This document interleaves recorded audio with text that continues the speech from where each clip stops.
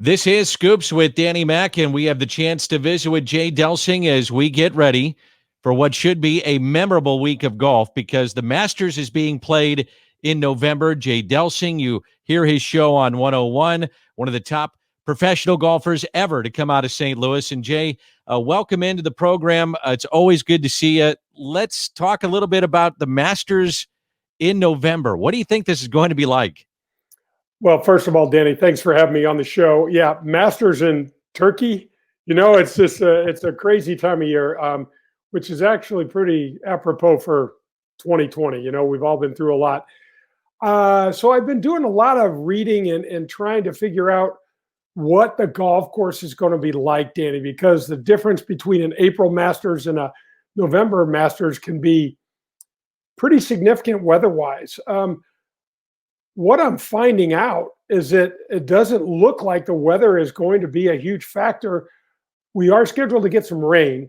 And why I'm talking about the weather, folks, is I want to know how the golf course is going to play. Is it going to be playing fast? Are you going to see 20 and 30 yards amount of roll down those fairways at Augusta? Are you going to see balls hitting and stopping? And so that's going to make a big difference. But Danny, the biggest thing is the fact that there's Bermuda grass at Augusta now. And typically in April, it's all overseeded with rye. And that's going to make chipping and pitching, which is always difficult around the greens at Augusta, really, really tricky. So you don't think there's going to be much roll potentially with some of these guys that can knock it out of the park, and that's going to really change the course as you look at playing in the fall as opposed to what we see in the spring normally? Yeah, that's what I was initially interested in seeing. So Bryson DeChambeau, as you know, and everybody in the whole world knows, is now flown a golf ball over 400 yards. Kind of like the way you hit your driver, Danny. Oh, yeah. Yeah, right. But he flew one over 400 yards. And so Jack Nicklaus was on the other day talking about the potential for him, what holes he could actually drive. And number one is 463 yards, Danny, up the hill. But what's interesting is that once you crest the hill, it's pretty level. And so in order for him to fly a ball as far as he can, he very may well be able to drive the first green at Augusta.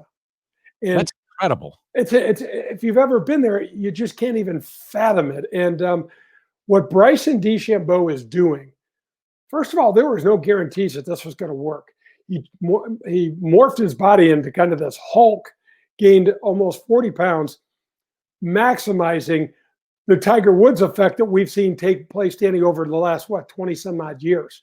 And now he's really taken it to an incredible level. And prior to the Open at Winged Foot, I would have said, no way. But what he did with all the rough and the difficulty at Winged Foot and to win that thing by 6 strokes is just ridiculous. In terms of Tiger Woods trying to defend this championship, how is he playing in your opinion, and does he have a shot? Take Tiger out of the equation. He comes back to, prove to me what a tremendous once-in-a-lifetime athlete he is. So never take him out of the equation. He's not playing very well at all. He went out to Sherwood and played in the Zozo Championship out in Southern Cal, a golf course he's won at 5 times, and his game just really didn't show up.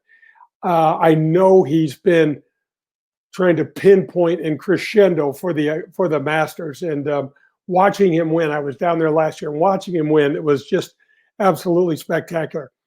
Do I want him to win? Yes. Do I think he's going to win?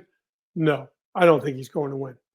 So who do you like going into this? I guess there's so many different guys you could look at because the course is going to be different. Right. I can't wait to watch the way that Bryson DeChambeau plays this golf course. I mean, I know how much you love the game, and we all love watching Augusta. So everyone almost, even though they've never played Augusta, feels like they know the holes, from 10, especially the back 9, 10 all the way to 18. We're going to watch an entirely different formula this year.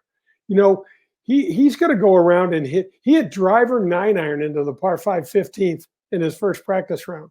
Right. And so, but Danny, as we both know, you're not going to get out of Augusta with a green jacket if you're not putting well. And so Dustin Johnson, I really think would like to see Dustin Johnson be in the equation.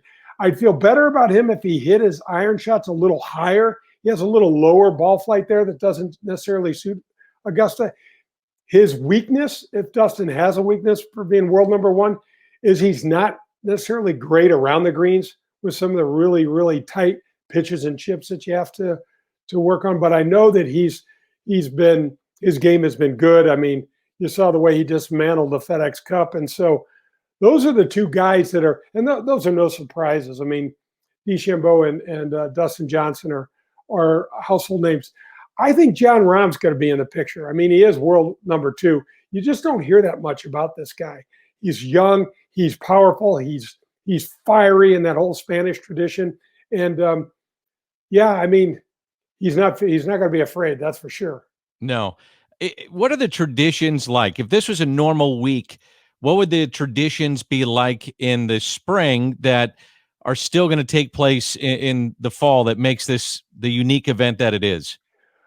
Yeah, so Danny, one of the things, just Magnolia Drive, and having this you playing in this championship, it's a once in a lifetime experience. It is just remarkable. It's the most exclusive golf course in the world.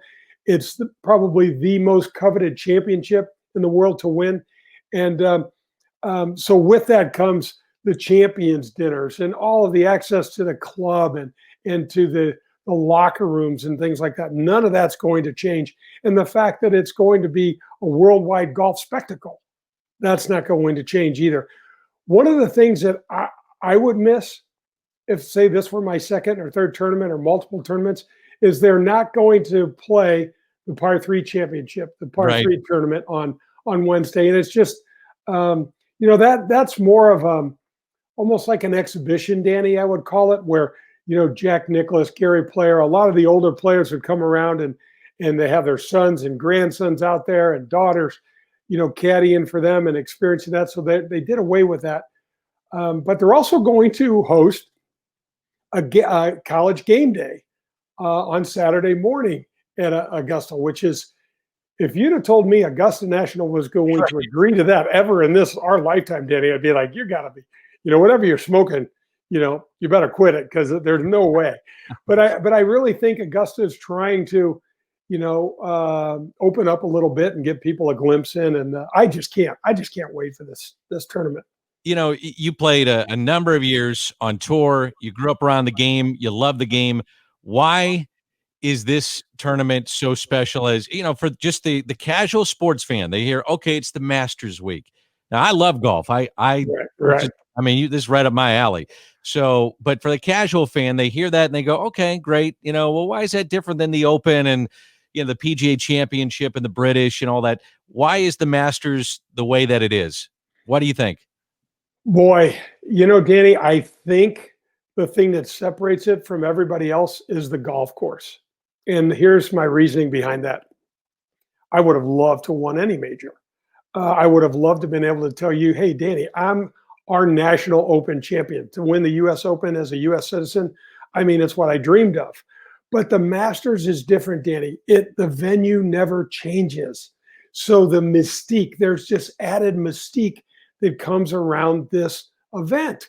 And it's one of the more mind-numbing things that an athlete has to go through, because as I go there and I watch the players prep for the championship, they know where all the hole locations are going to be, Danny. They know where they're going to likely be putting from. They know where they'll be chipping from and where they'll be trying to, direct their ball around the golf course. And they just can't do it. Yeah. And, some years they do it better than others. And I think as part of the game, Danny, that makes us love it so much, it's kind of because it's unconquerable. It's always out there. And you're like, well, maybe when I had Bill DeWitt on the show earlier this spring, he said, what I love the most about golf? It's so unpredictable. When I go to the golf course, I'm seriously thinking today might be my best day ever. And, Danny, I kind of still think that way when I pull up to a golf course. No doubt. You were there last year when Tiger won it. Can you describe what that was like? You've been around Tiger. You've competed against him. You've watched him. You've broadcast his tournaments. That one, though, was exceptional. What was that moment like when you saw him drop that putt and win on 18? Got my ass kicked by him, Danny, repeatedly. I was so getting to watch the Tiger effect in person as an outside observer. You know, Danny, when you're competing, you're inside the ropes.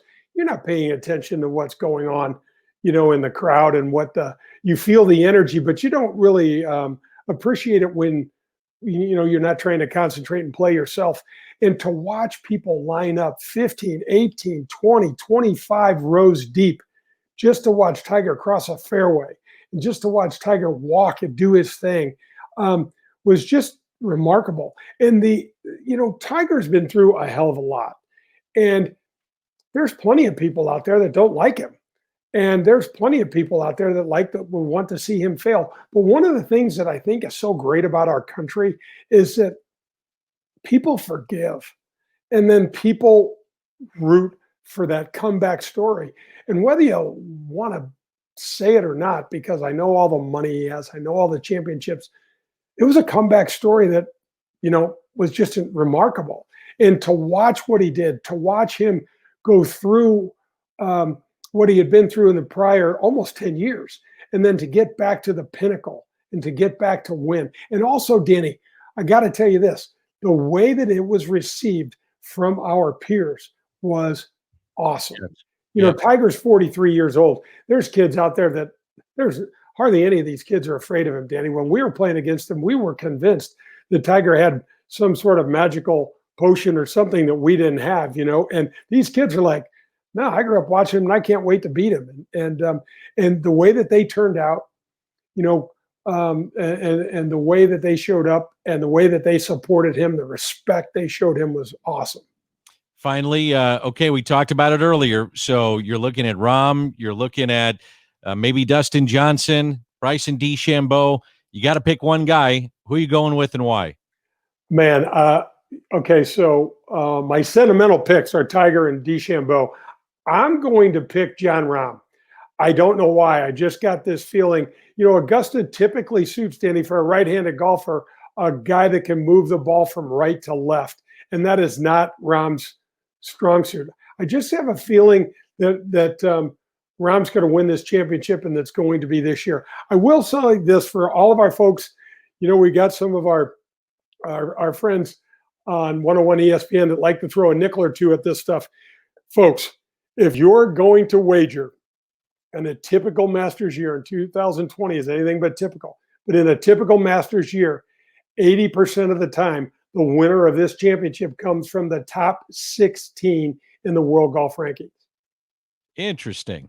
Of course, we wouldn't wager on this, though. We don't do those kind of things. Not you and I. I mean, I might know somebody that do, or a friend might call me or something, golfers don't do that. You know that, Jay. There's no gambling at Bushwood. No. Hey, great to see you, my man. Thanks for doing this. Oh, my gosh, Danny, anytime. Jay Delsing, you can hear his show every Sunday on 101 ESPN. Golf expert, one of the great guys to come out of St. Louis, not just in golf, but in sports. And we thank Jay Delsing very, very much. This is Scoops with Danny Mac.